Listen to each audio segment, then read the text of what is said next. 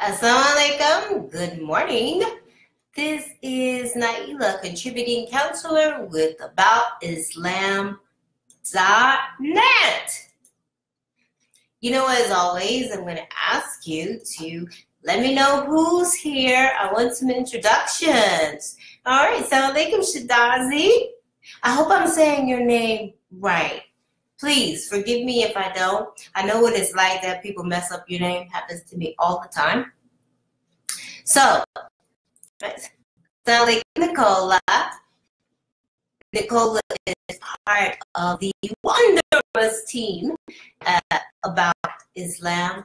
They help to keep me straight and organized. Of course, they do so much, but that alone, that's a lot. Okay, this is Akbar from India. You know what? Almost every other Wednesday, we have someone from India here. So that feels good.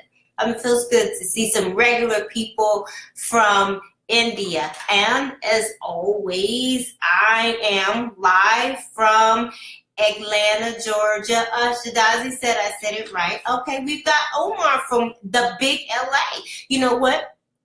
I was talking with someone who lives in LA just last night. And my best friend is from, San Bernardino, if I'm saying that correctly. She misses all the good food, all the good Cali food, the food that you could only get in California. She misses all of that. She talks about it all the time. All right, so today we're going to talk about marital conflicts.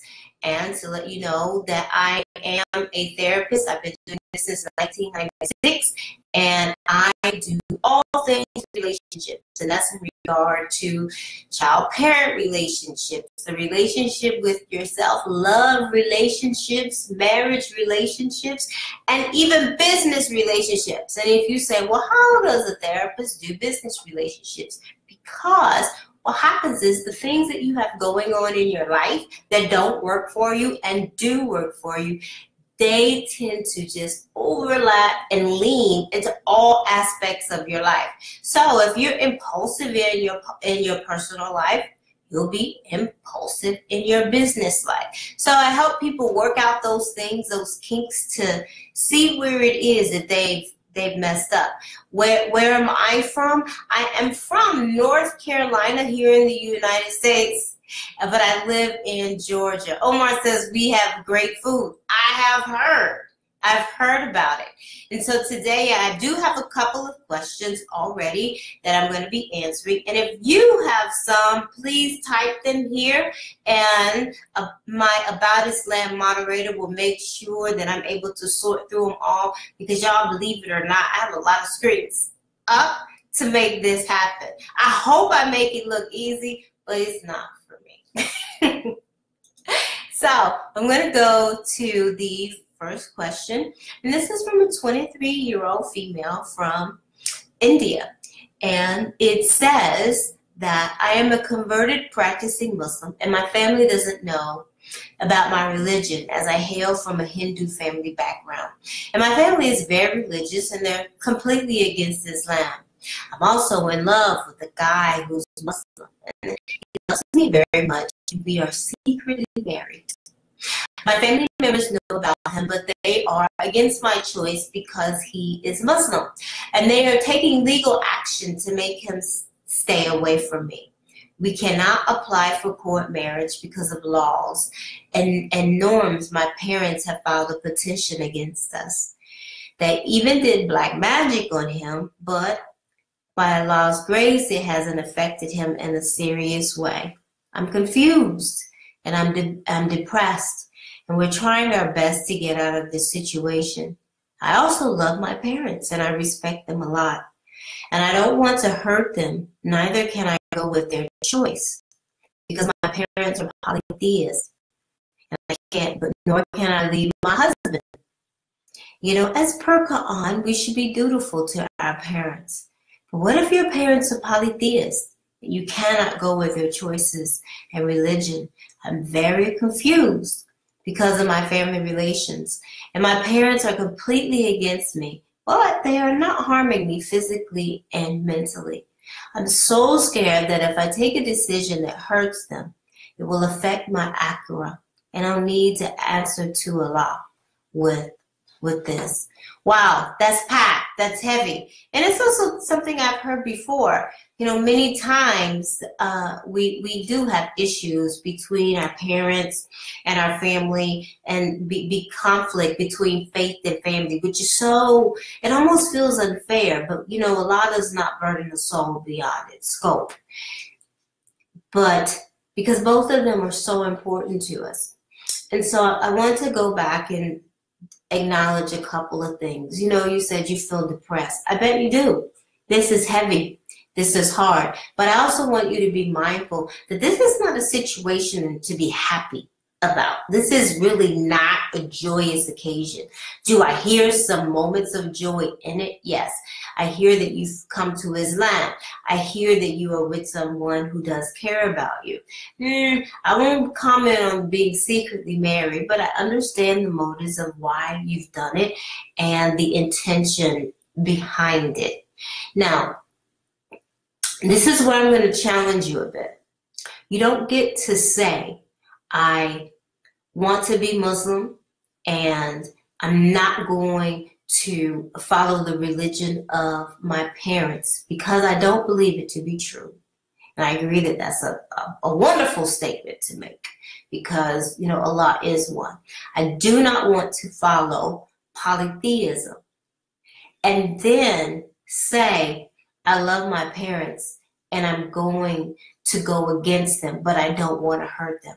Going against them and their beliefs is going to hurt them. But this is going to be a choice about what you decide is important for you. There's some times in life that we have difficult decisions that just have natural consequences. And when you do something that your parents don't like, it is going to disappoint them. This is going to be about you working your way through the discomfort. This is going to be about you finding a way to cope when this does not feel good. It's not going to feel good. Now, I do believe that Allah, He says that He sent with every difficulty, He sends ease. I do believe, inshallah, that He will give you a solution and that He will make this easy for you with time as time goes along. Because I'm sure, you know, this is so easy for Allah to fix and to repair.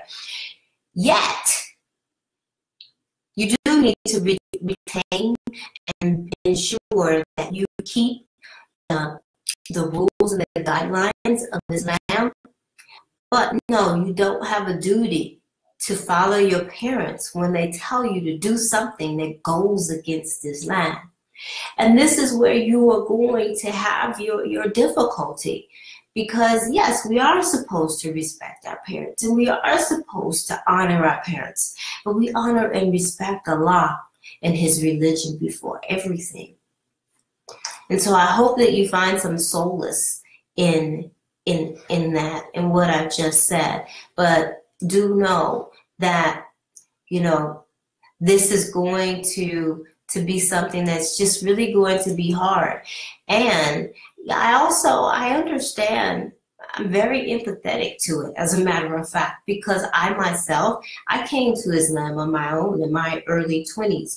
And my parents, my family, they didn't like it, but it was still something that I chose to do. And once they saw that I was serious about it, they kind of left me alone. They loved me, and so, you know, they didn't push it. You know, we kept our family relations, but they do understand that this is who I am and what I'm going to do. Okay, so I'm going to go to the next question. All right, so this is from a female in England.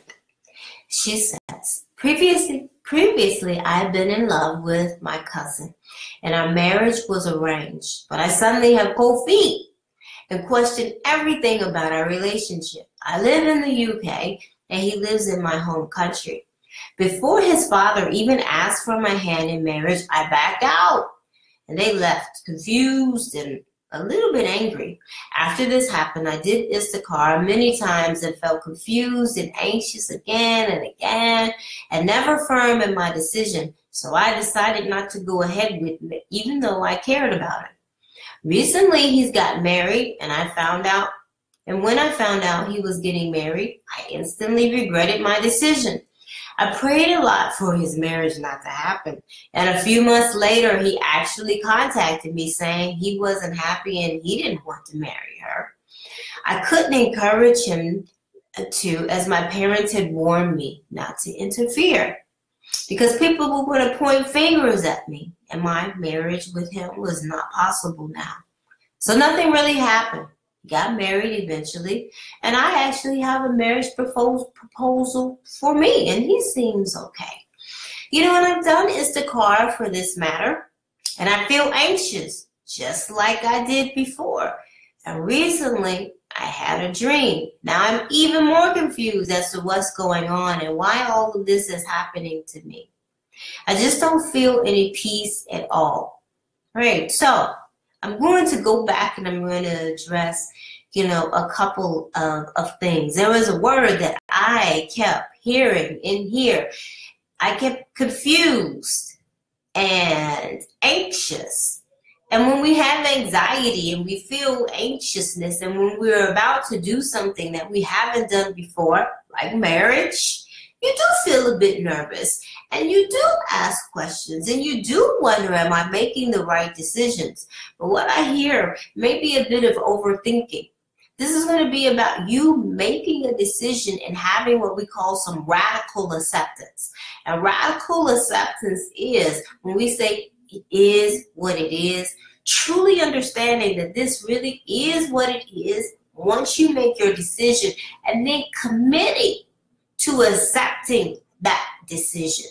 Because sometimes we make a choice and then we don't accept the choice. And this is where the doubt and the questioning and the going back and forth continues to happen.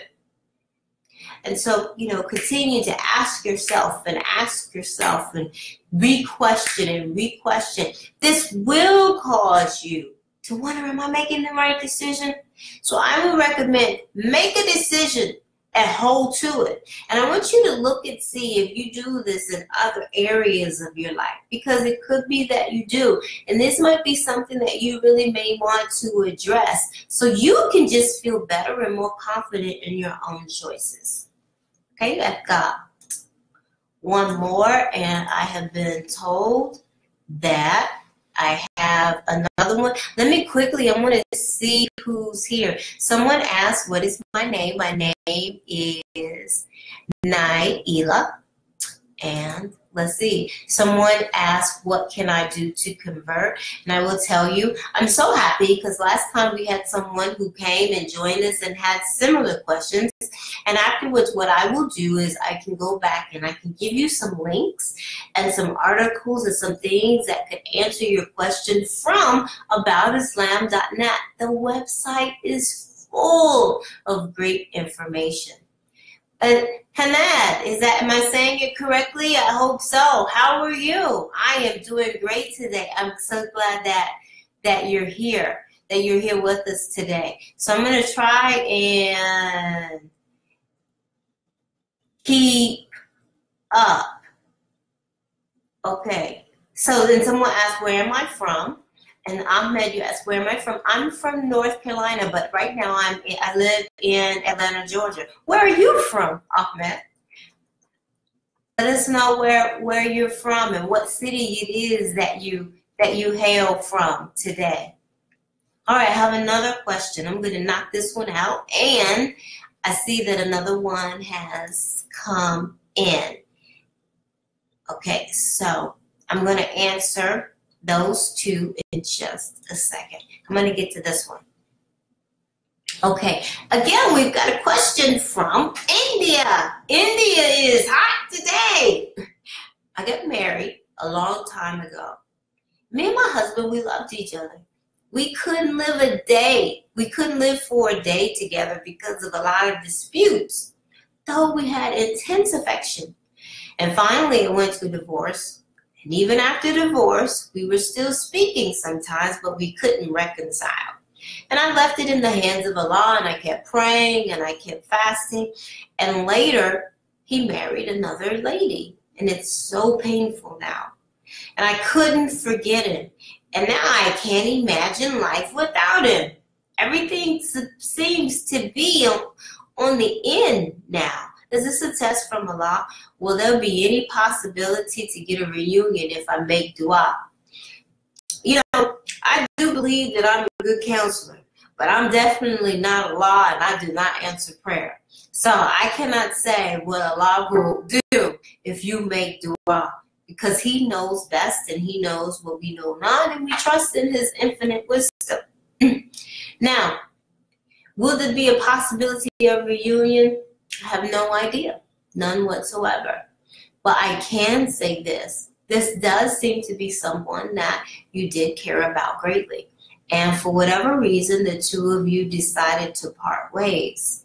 And sometimes, you know, one of the things that happens is we love people, but we don't like them.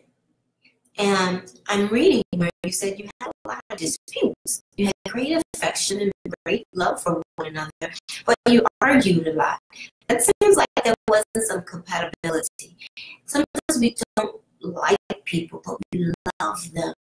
And when you love someone, you do care about them, and you miss them, and you think good of them, and you think of the good things about them. And then you think about the arguments and the times you didn't get along, and it's not worth it. So I want you to know that it's normal to miss him.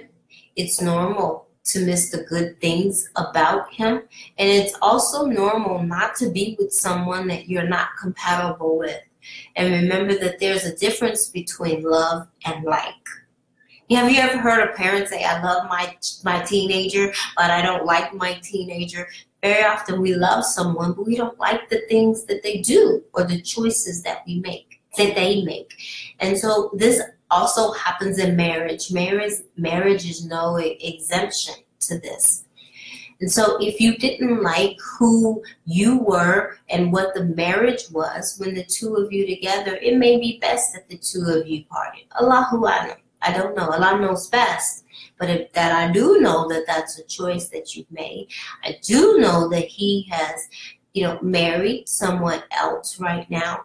And I do know that this is definitely a struggle for you. And sometimes it really is that our decisions and our choices can be so uncomfortable because they have outcomes and results that come with them.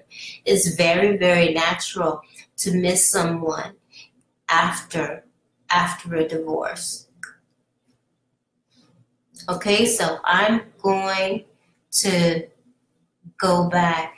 Okay, someone's asking me if I know Abdullah Jabir. He's in Atlanta, and you don't know which masjid. I don't know. I don't know if I know him. My husband may know him. There are 70 masjids in Atlanta, and I try to go to as many of them as I possibly can because I do so much community work, and I think it's unfair to do community work and not visit the different parts of the community. But I can't say that I've been to all 70 because I haven't. That's a lot. There are only 52 weeks in a year. It would take more than a year to go to all 70, even if I went to a different one each week. So I don't know if I know him. But Omar, if you know him, I'm sure he's a wonderful brother. Okay, so I'm going to go and answer the questions that came in right now.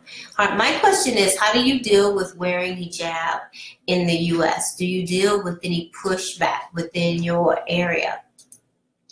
I've been wearing it for a very long time. I've been Muslim over 20 years, close to 30 now. So I'm very comfortable in the hijab. that I'm in. I'm very comfortable with wearing it. I'm accustomed to remarks or questions if someone has one. And I already kind of pretty much know what it is that I'm going to say.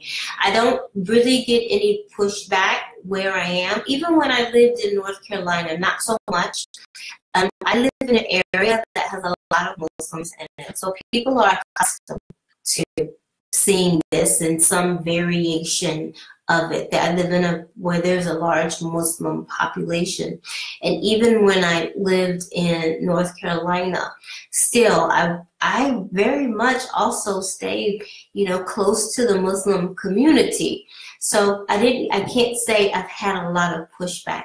I have had some on the job in regard to questions, but I've never had anyone threaten me with loss of employment or question for what reason it is I wore it and admit that if I wore it that, I couldn't work there. I haven't had that experience.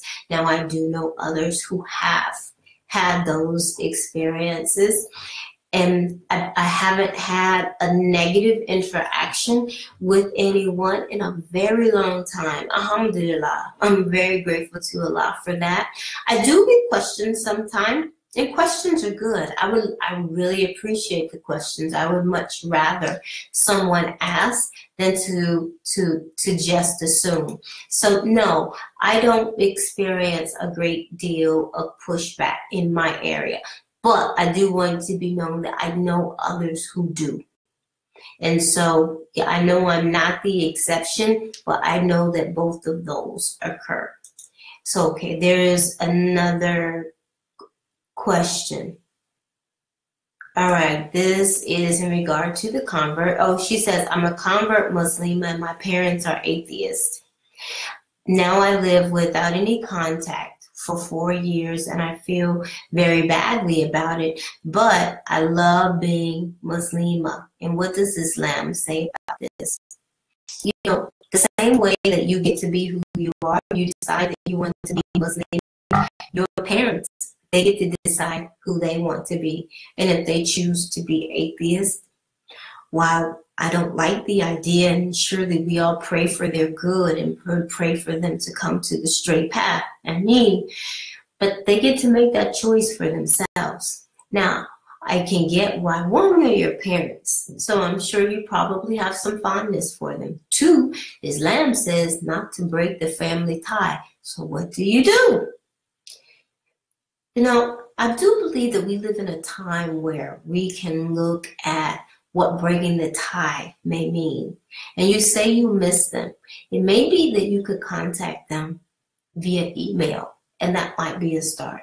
It might be you may be able to contact them via text. And I don't know if you have phone contact with them, and you said you haven't seen them in 4 years. But it may be that you start out with something very, very small.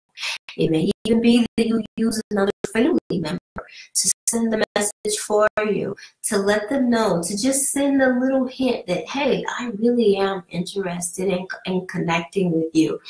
Inshallah, they may actually very well feel the exact same way that you do. They may miss you also. And so, extend the olive branch and see what happens. And, make dua and pray for good. Because after you do the right thing and you do it with good intention, you really can't control anything after that. But you just go ahead and make the first step and see what happens. Even baby steps get you forward.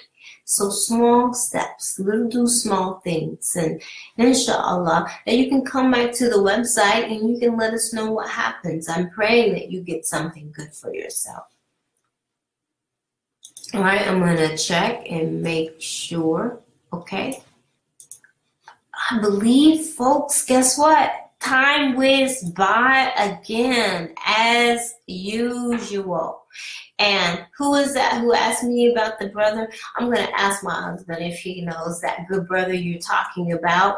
And Omar, you continue to enjoy all of that good food out there in California. All right. I'm so thankful for all of you joining in today. I will see you in another 2 weeks. And I will always come back and see if there's another question or there's some feedback here that I have missed, because I want to be able to connect with you and I want to be sure that I don't overlook anything that I can possibly answer. I don't always have an answer, but inshallah, I'll try. As I end, may Allah grant you good, grant you peace, and grant you Jannah. Ameen. Assalamu alaikum.